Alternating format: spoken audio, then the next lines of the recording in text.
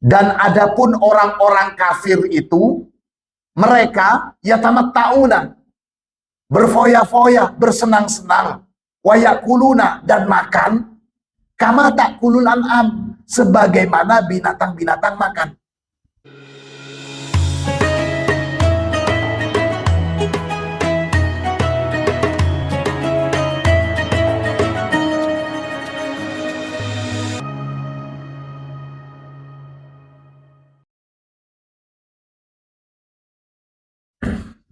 Alhamdulillah, pada malam hari ini kita masih dalam pembahasan tentang tokoh ruhaniyah. Dan ini insya Allah pembahasan terakhir tentang kekuatan ruhaniyah. Beberapa pertemuan yang lalu kita membahas cara memperoleh tokoh ruhaniyah dari orang-orang solehin, sebagaimana para sahabat mendapatkan tokoh ruhaniyah itu dari para Rasulullah. Nah, sekarang di sini cara mendapatkan tokoh ruhaniyah, kekuatan batin, kalau istilah kita itu, kekuatan batin itu dengan cara kita menambah kekuatan jasmaniyah. Nah, ini dapat dua. Kekuatan jasmaniyah dapat, sekaligus menambah kekuatan batin. Nah, ini yang mungkin sekali kita bisa lakukan. Kalau yang sebelum-sebelumnya itu hubungannya dengan kaum solihin, dengan para waliullah, menularkan kekuatan batinnya untuk kita. Nah, di sini kita bisa mendapatkan kekuatan batin dengan cara ketika kita menambahkan kekuatan jasmaniyah. Jadi dikatakan, hada, yang begini ini, waqad 'allamana Rasulullah sallallahu alaihi wasallam. Sungguh telah mengajarkan Rasulullah kepada kita, kaifa nastafidu bitaqatil jismi. Bagaimana kita bisa memanfaatkan kekuatan jasmaniyah kita. Kita bisa duduk seperti ini. Ini termasuk kekuatan jasmaniyah. Kita belum tahu tahun depan atau 2 tahun lagi kita masih kuat duduk seperti ini. Wallahu a'lam. Banyak mereka yang usianya mungkin seperti kita, tapi sudah nggak kuat duduk. Seperti Abah Jumain ini, duduk nggak pakai senderan itu sudah kuat sekali. Kalah, Habib Ishaq itu masih nyender itu. Nah, kita masih bisa ngangkat tangan, ini kekuatan. Kita masih bisa jalan berdiri, bangun, berjalan, itu kekuatan. Dan itu kekuatan jasmaniyah. Selalu kita perhatikan kekuatan jasmaniyah kita. Tentang kekuatan batiniyah, kita mungkin tidak pernah memperdulikan. Karena kita belum merasakan manfaatnya secara langsung bagi kita. Karena kita tidak mengenal bagaimana ruhaniyah kita. Nah, di sini qad 'allamana Rasulullah sallallahu alaihi wasallam kaifa nastafidu bitaqatir ruhaniyah, bitaqatil jismi wa nastakhdimuha, dan kita menggunakannya. Jadi kekuatan jasmaniyah ini kita gunakan fi i'la'i taqatir ruhi, untuk semakin meningkatkan kekuatan ruhaniyah kita.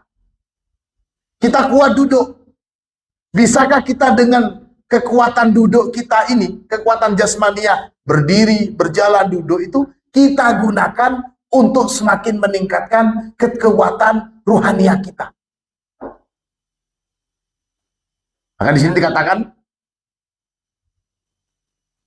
kalau kita tanya, bagaimana cara kita menambah kekuatan jasmaniyah? Jawaban yang paling gampang, coba nopo kira-kira. Dengan cara apa? Makan. Itu yang jamu itu ekstra itu sudah. Itu kekuatan ekstra itu. makan itu juga menambah kekuatan jasmania. Nah, di sini bagaimana Rasulullah mengajarkan kita kaum mukminin cara makan agar dengan makan yang kelihatannya ini untuk menambah jasmania itu bisa sekaligus menambah kekuatan ruhaniyah. Di sini dikatakan, qala ta'ala, Allah berfirman, walladzina kafaru yatamatta'una wa yakuluna kama ta'kulul an'am. Dan adapun orang-orang kafir itu, mereka yatamatta'una, berfoya-foya, bersenang-senang, wa yakuluna, dan makan, kama ta'kulul an'am, sebagaimana binatang-binatang makan. Ini untuk orang kafir. Amal mukminun, adapun kaum mukminin, ini bedanya bersenang-senangnya dan makannya kaum mukminin dengan kaum kafir itu ini. Kalau yang tadi ya yakuluna kama ta'kulul an'am. Mereka makan ya seperti hewan-hewan ternak itu makan. Apa? Apakah tidak beraturan, tidak waktu? Enggak, hewan ternak juga pakai aturan, pakai waktu. Tidak mau juga. Seperti ayam, setiap 5 menit dikasih jagung, bosan juga. Ada waktunya juga, sama. Asal makan. Dan apakah binatang dikasih apa saja? Enggak bisa. Binatang ternak, kalau kita melihara kambing, dikasih daging, enggak mau. Jadi milih-milih juga. Lantas apa yang membedakan makannya kaum mukminin dengan kaum kafir? Jangan-jangan kita malah tergolong kelompok atau cara makannya orang-orang kafir. Di depan ngomong, di belakang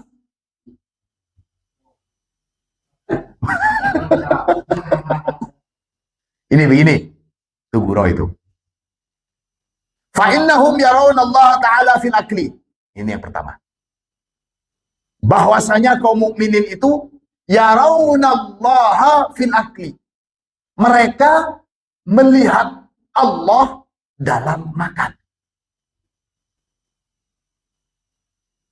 Au in syi'ta qulta, atau boleh dikatakan seperti ini. Yarawna tajalliyallahi ta'ala bi qudratihi. Mereka bisa melihat tajallinya Allah dalam makanan yang dimakan. Kok bisa?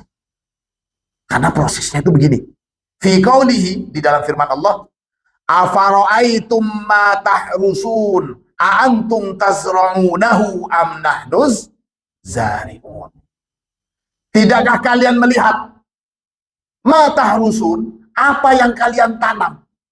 Jadi proses penanaman itu sudah langsung diingetin kaum mukminin. Antum tazra'unahu am nahnuz zari'un. Apakah kalian mengira kalian yang menumbuhkan pohon-pohon apa yang kita makan itu? Apakah kita mengira bahwa kita menanam kemudian kita yang menumbuhkan? Am nahnuz zari'un, atau kami yang menumbuhkannya? Itu istifham. Artinya, hei kaum mukmin, yang kalian makan bohong. Apa bohong itu? Bohong. Kalian makan bohong. Gak usah jauh-jauh sekarang kita makan. Waktu nyabut, insya Allah ini gak ada yang nyabut, ini dibeli semua. Waktu nyabut, oh ini hasil tanaman sendiri. Hasil tanaman sendiri. Apakah kalian mengira bahwa bohong yang kalian cabut itu hasil tanaman kalian? Atau kami yang menanam? Sampai kita. Jadi mulai proses awal pencabutan tanaman itu, pencabutan bohong yang kita makan itu sudah dianukan. Ayo berpikir kaum mukmin. Kalian bisa minum kopi, bisa makan bohong. Apakah kalian makan bohong itu betul-betul karena disajikan oleh pudin? Bukan. Atau mungkin karena disajikan oleh Abah Rahmadi? Bukan. Itu adalah rizki dari Allah melalui Abah Rahmadi dianterin oleh pudin. Sampai di sana. Karenanya seorang muslim itu ketika umpamanya sekarang Budin yang ngasih kita bohong, kita ngucapin syukron ya Budin, terima kasih Budin. Budin selaku mukmin, dia tidak akan bilang Kalau bahasa Arabnya sawa-sawa, sama-sama, enggak.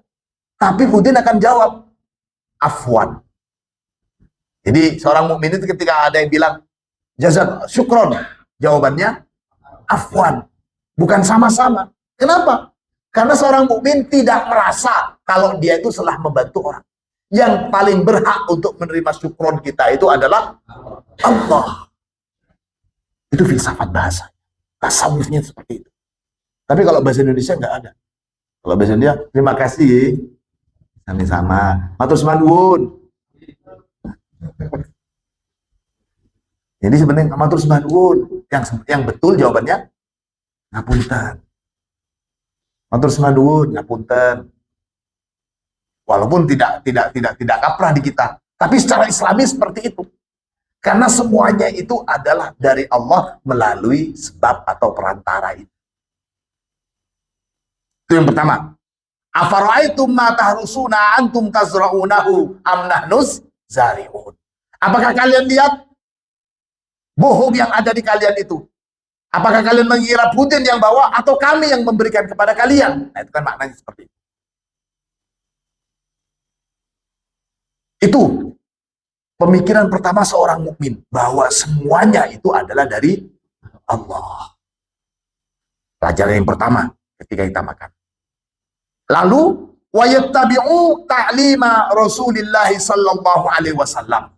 Dan mereka kaum mukmin itu dalam makanan, mereka juga mengikuti ajaran dari Rasulullah fi qaulihi, dalam sabda Nabi kepada seorang anak, ya gulam, li, wahai cum, sammillah, bacalah bismillah, wakul biyaminik, dan makanlah dengan tangan kanan, wakul bima yali, kemudian makan apa yang ada di depan kalian.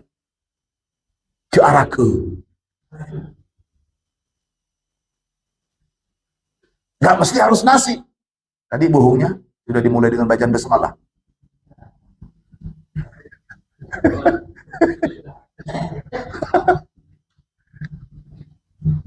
Itulah seorang mukmin, seorang soleh, dia tidak akan arake, ngambil yang jauh, kemudian saya tidak mau ini, mau. Nah, itu adab cara makan dari Rasulullah. Apa yang ada di depan kita, yaitu itu rezeki kita. Sekiling-nyeling, secung, kakan sebeda, ya ada. Itu adab. Ya gulam, samillah, wakul biyaminika, wakul mimma yalika. Dan ini perlu kita tradisikan, kita ajarkan ke anak-anak kita. Sekaligus ini menjadi cara. Jadi kalau kita mengundang seorang soleh, seorang mukmin yang betul-betul beretika, jadi tidak mungkin ngambil jauh, ya kita harus siapkan. Ya seperti ini maksudnya depan itu kalau di samping nggak apa-apa loh. Kalau depan saya ini juga depan saya ini. Nanti dikritik saya. Ini kan di samping semua ini. Allahumma sholli ala Muhammad. Itu seorang mukmin yang pertama meyakini bahwa semua rezeki itu dari Allah. Yang kedua, sebelum makan dia baca basmalah, menggunakan tangan kanan, dan makan mulai dari apa yang ada di depannya. Kalau di depannya sudah habis, boleh nambah. Kalau ada. Pun. Waya, itu makanan-makanan nasi apa dan sebagainya. Wa yata'ammaluna qaulahu ta'ala, dan kaum mukminin ini yang selanjutnya, mereka itu juga selalu merenungkan firman Allah, wa fakihatin mimma yatakhayyarun. Nah, ini khusus buah-buahan. Jadi cara makan buah-buahan saja diatur. Liyarau tajalli Allah ta'ala bijamalihi fi hadhil fakihah. Untuk bisa melihat tajallinya Allah dalam buah ini. Jadi begitu berharga buah itu di dalam Islam, sampai ada ayat wa fakihatin mimma yatakhayyarun. Kalau makanan tadi di sini dikatakan makanan itu mimma yalika, mimma yalika. Kalau buah-buahan mimma yatakhayyarun. Kalau makanan entah buhung ini termasuk yang buah-buahan, termasuk yang mimma yalika atau mimma yatakhayyarun. Bohong itu buah atau bukan? Buah. Ya?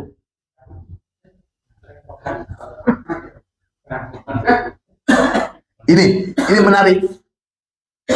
Wa yastahdiru qaula Rasulillah sallallahu alaihi wasallam. Mereka juga menghadirkan atau memahami, merenungkan sabda Nabi, innallaha jamilun yuhibbul jamal. Sungguhnya Allah itu zat yang maha indah dan Allah mencintai keindahan.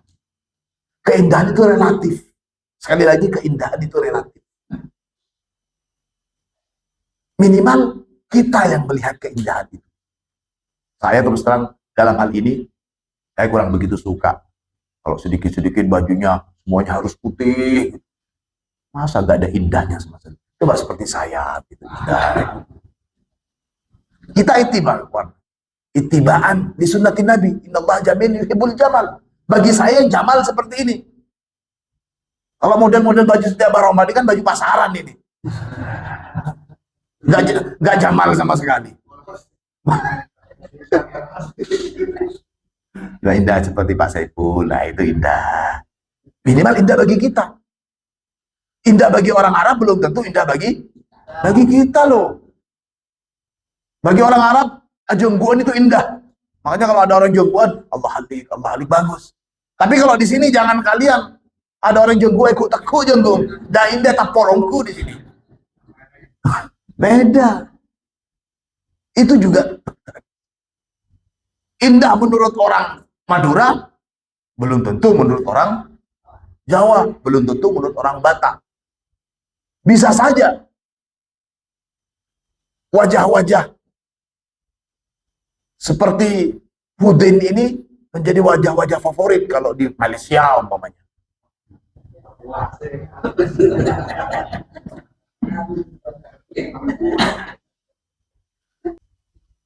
Fakhalqu hadhil fakihah jamilatun fi sakliha. Penciptaan buah-buahan ini jamilatun fi sakliha. Itu sudah indah, dari bentuknya saja sudah indah. Zakiyatun fi raihatiha. Menarik, baunya itu menarik. Ladzidatun fi ta'miha, dan enak rasanya. Syahiyatun fi madzakiha. Kemudian membangkitkan selera buah-buahan. Walida amarona bitakhayyur minha. Oleh karena itulah Allah memerintahkan kita untuk buah-buahan itu bitakhayyur, dengan memilih. Bukan asal makan. Amma bakil akal faqad amarona bil akli mimma yalina minhu. Adapun makanan-makanan yang lain, Rasulullah menyuruh kita makan yang di depannya. Tapi kalau yang buah, pilih. Kalau umpamanya yang di buah tidak senang kecut, pilih yang manis. Summa yattabi'una tartibal Qur'an fi qaulihi ta'ala. Kemudian kaum mukminin itu dalam makanan juga mereka mengikuti tartibul Qur'an. Urutan yang sudah ditentukan dalam Al-Qur'an. Wa fakihatin mimma yatakhayyarun wa lahmi thayrin mimma yashtahun. Yang disebut pertama kali adalah buah, yang kedua kemudian daging. Jadi maksudnya nasi. Artinya apa? Di sini diajarkan makan buah-buahan dulu sebelum makan nasi, dan kita kan terbalik.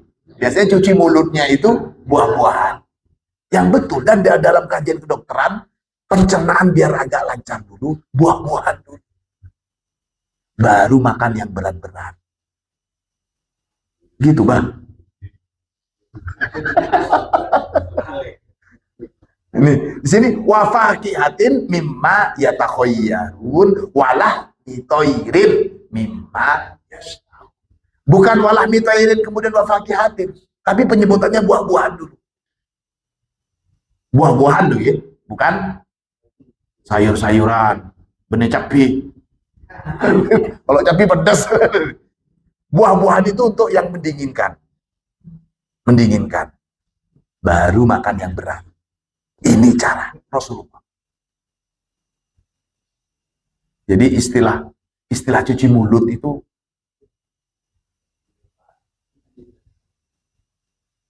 kita pakai tradisi cuci mulut, buah-buahan itu kita makan setelah makanan-makanan berat.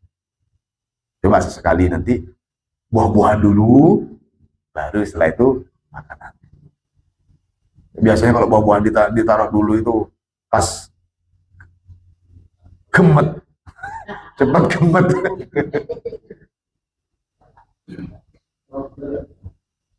Falfaqihah awalan, maka buah-buahan itu duluan. Summa baqi ta'am ba'da dzalika. Setelah itu makanan yang lain setelah itu. Wa khaltul har bil barid. Dan itu pencampuran antara makanan panas dengan yang dingin. Wa adamul jam'i baina haraini minhu, dan tidak menggabung antara dua makanan yang panas. Limaslahatil ma'idah, untuk kebaikan perut. Wa baqiyatil jihaz al-hadmi, dan semua instrumen pencernaan. Nah itu, sampai begitunya. Jadi Al-Quran udah ngajarin instrumen pencernaan. Buah-buahan dulu, setelah buah-buahan baru makan. Nah setelahnya makan, untuk bisa merasakan nikmat,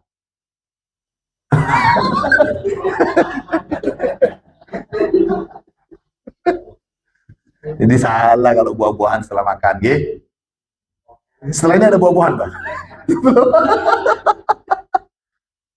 Buah. Ini, jadi di sini katakan untuk kenyamanan perut kita. Pantes semakin tua, semakin perut makin jembul. Ini. Summa amarona sallallahu alaihi wasallam bi'adamil akli indal ju'. Kemudian ini juga perintah cara makan secara Islami. Rasulullah menyuruh kita bi'adamil akli, untuk tidak makan illa indal ju', kecuali ketika lapar. Wa adamul akli hatta syab'i, dan jangan makan sampai kenyang. Mulai makannya ketika sudah lapar, dan jangan makan sampai kenyang. Jangan makan sampai kenyang.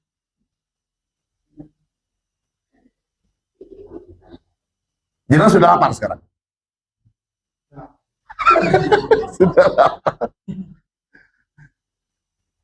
Kalau kita pakai teori ini, maaf, kalau kita pakai teori Islami seperti ini, maka saya kira nggak pantas kalau makan sampai diatur 3 kali. Pagi, siang, malam. Nah kalau umpamanya belum lapar, ya kalau kita mau mengikuti sunnah Nabi ini, kita nunggu sampai lapar. 3 kali makan itu, ya jadinya batas hari itu nggak, belum lapar. Sekarang permasalahannya, lapar itu kan relatif.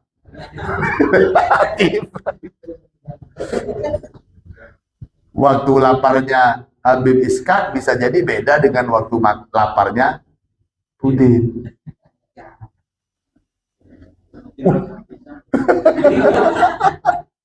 Itu. Ini kata Rasulullah. Hai sukola. Rasulullah bersabda dalam hal ini, ma mala'a adamiyu wi'an syarron min batnihi. Tidaklah bisa memenuhi manusia itu, tidaklah dia bisa memenuhi sesuatu apapun syarron yang satu tempat, syarron yang lebih jelek min batnihi, dari perutnya. Jadi namanya perut, keinginan, hawa nafsu, itu nggak akan pernah bisa merasakan puas. Ini qanaat. Apalagi makanannya enak, aji mumpung. Sudah kenyang ki etapet dalam hati kita bila boleh. Kapan nih? Nah, itu. Hal seperti itu. Mumpung, aji mumpung. Summa yattabi'u qala Rasulullah sallallahu alaihi wasallam. Kemudian mereka juga mengikuti pelajaran dari Rasulullah sebagaimana sabda Nabi, "Adzibu ta'amakum bidzikri was salati." Adzibu. iringi to'amakum, makanan kalian itu, bidzikri wassalah. Iringi makanan kita itu dengan zikir dan salat. Iringi loh ya, bukan sebelum dan setelahnya. Alhamdulillah. Lagi ya. Kalau kita kan Bismillahirrahmanirrahim. Allah mubarik lana fi marzaqna wa qina adzabannar. Oh, sampai jembut baru alhamdulillah. Itu bukan ini dalam bidzikri. Kalau tadi kan doa makan, doa setelah makan. Sini bidzikri was-shalah. Wa shalli ala Muhammad. Adibu tu'amakum bidzikri was-shalah.